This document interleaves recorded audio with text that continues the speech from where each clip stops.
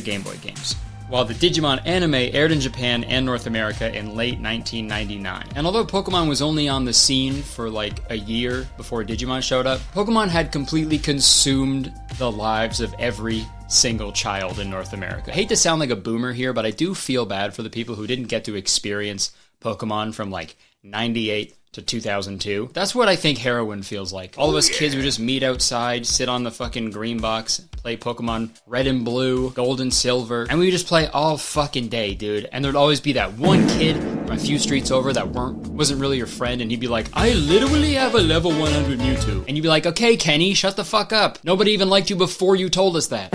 So Digimon definitely had an uphill battle in terms of relevance when they came to North America. But I think the reason Digimon was able to garner the level of success that they did was because of the anime, which was just objectively better than the Pokemon anime. Like, Pokemon felt like your friend, but Digimon felt like your friend's older brother who, like, wore ripped jeans and could ollie really high, you know? And for a rebellious little boy like me, I became obsessed with Digimon. I made my parents buy me a Digivice that I would jerk off. No, I'd shake, you had to shake them. I saw the Digimon movie in theaters. My stepdad spent like hours helping me set up this online D-Power fighting game on our Windows 95 computer. And one year for my birthday, I got a Series 1 Digibattle starter deck, one of these things right here. Dude, I remember ripping this thing open, fucking throwing away the instruction. It's a card game. I never played the game. It was far too confusing for me. But all I do remember is just flipping through each card, admiring the artwork, and just moving the holographic ones back and forth for like hours, dude. And the reason vintage Digimon cards are so fascinating to me is because with Pokemon cards, more or less, it's been the same game since its creation. Like, it's been the Pokemon trading card game. But Digimon went through so many different card games as they were trying to compete with behemoths like Pokemon and Yu-Gi-Oh! So if I may, I'd like to go through a brief history of Digimon card games.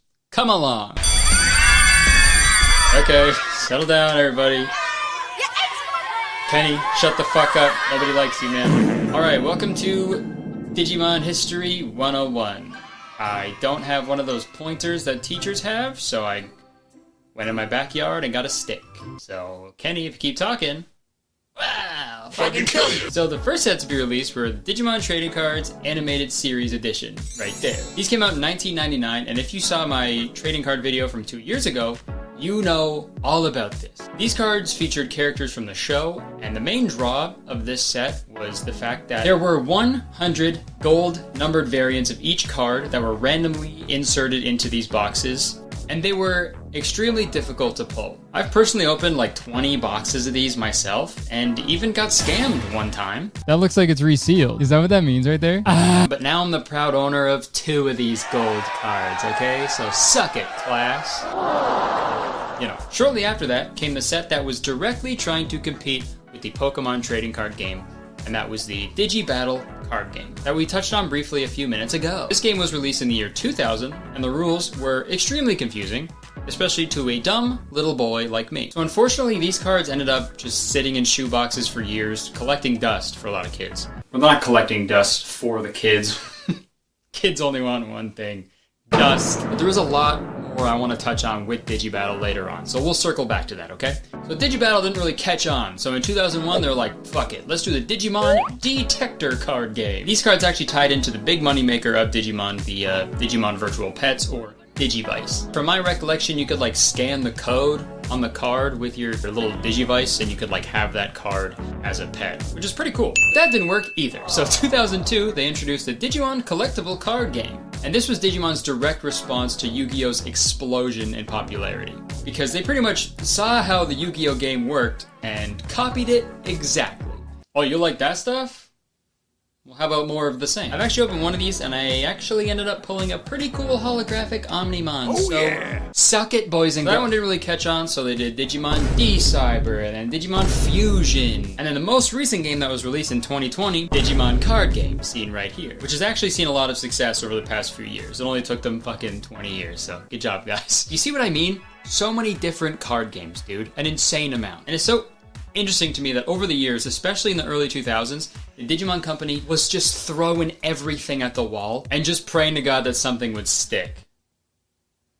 I have one. And the reason I like learning and reading about these old Digimon cards. It's like, to me, it's a glimpse back to a simpler time. I am a painfully nostalgic person. I always have been. Literally every other TikTok I get on my For You page is some nostalgia-core slideshow of old foods and toys from my childhood with some fucking synth wave bullshit playing on in the background. And I know in my head that I do not want to go back and be a child again, obviously. That would suck. But there is a tiny part of me that wants to just experience the way that I felt about the world and the future as a child, you know, once more. I feel like owning these sealed products is a way for me to do that. Like, there's air in those boxes that have not been contaminated by whatever bullshit's going on right now. And that's my cheesy, long-winded explanation to explain why I waste my money on bullshit. So now that we're done with our history lesson, and you all know the rough timeline, I think it's time for show and tell. Okay, you remember when I said that we're gonna go back to Digibattle? Well, we're gonna go back to Digibattle, okay? Something really interesting happened with Digibattle by the end of its life cycle. They were only printing these cards for about a year before they transitioned into the Detector card game. But in total, there were 6 series of Digibattle cards, and each series featured different cards that you could pull. The first 2 series were produced by Upper Deck, and I don't mean pooping in the top part of the toilet. They were a company mostly known for their production of sports cards. And their contract with Bandai, the company who owned Digimon, ended after Series 2. So Bandai ended up taking over the entire production for Series 3 through 6, giving the Digimon cards a whole new, revamped, improved look, with each series having 3 separate colorways. And although there were booster boxes containing 36 packs for Series 1 and 2, these ones right here, as well as singular packs, Series 3 through 6 were only released as blisters. One singular pack encased in some plastic attached to some cardboard, like this. So due to the fact that packs are so difficult to find in abundance, and also the fact that the holy grail of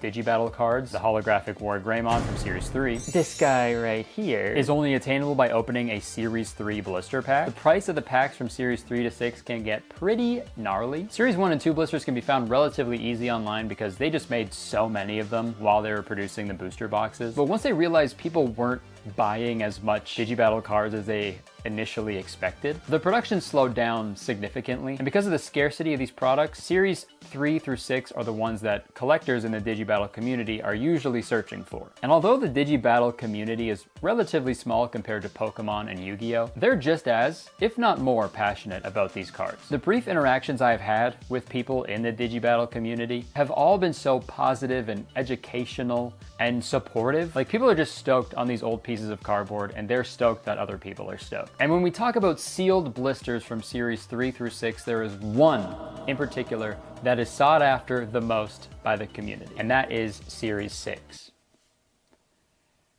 And that black square is not an editing mistake. I can't put a photo on screen to show you Series 6 because there's hentai on the front. No, I can't show you a picture of Series 6 because these are so rare that pictures of them don't even exist on the internet. We know it exists because of like records, and people have the cards from Series 6. Out of the past 20 years, nobody thought to just take a picture of them and post them somewhere. And look, over the years, I've been lucky enough to get blisters from Series 1 through 5, but it keeps me up at night knowing that I've never even seen a photo from Series 6, dude.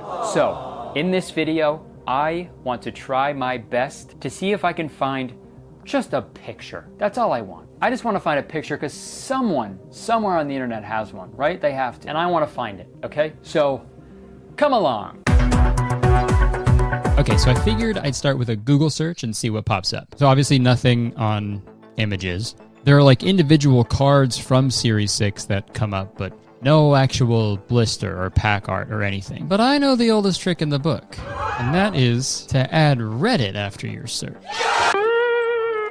Okay, this is what comes up on Reddit. Looking for Digibattle Series 6. Me too. Okay, who would know something about these cards? It was originally created by Bandai. True. Probably the company who made them. Okay, so after a little bit of internet sleuthing, I found a contact page on Bandai's website for media/content creators registration. And I am a content creator. I'm creating content right now. So no one can tell me I'm not allowed to send them a message. Hello, my name is Curtis Connor, and I am currently making a video about the old Digimon Digibattle card game from 2000. More specifically, I am making a video centered around the Series 6 blister pack released at the end of Digibattle's production. I know this is a long shot because this came out more than 20 years ago, but if any pictures